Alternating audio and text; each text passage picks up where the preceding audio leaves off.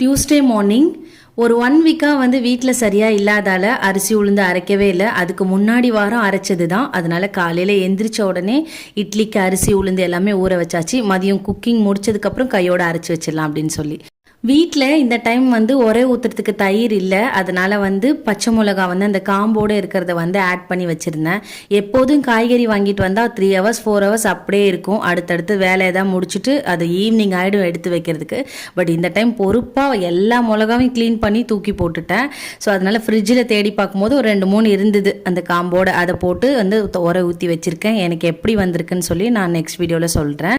உங்களுக்கு தயிர் ரெடி பண்ணுறதுக்கு வேறு ஏதாவது ஐடியா தெரிஞ்சிருந்தால் மறக்காமல் கமெண்ட்ஸில் சொல்லுங்கள். எனக்கு ரொம்பவே யூஸ்ஃபுல்லாக இருக்கும். அண்ட் நைட்டு டின்னருக்கு அப்படியே வந்து தோசையும் சாம்பாரும் பிளான் பண்ணியிருந்தேன். இந்த சாம்பார் ரொம்ப சிம்பிள். பருப்பு கூட எல்லா காயும் சேர்த்து பச்சை மிளகா, உப்பு, மஞ்சத்தூள், சாம்பார் தூள் எல்லாமே சேர்த்து 5-6 விசில் வச்சு எடுத்துட்டு சூப்பரான தாளிப்பு கொடுத்தா செம்மையாக ரெடி ஆகிடும்.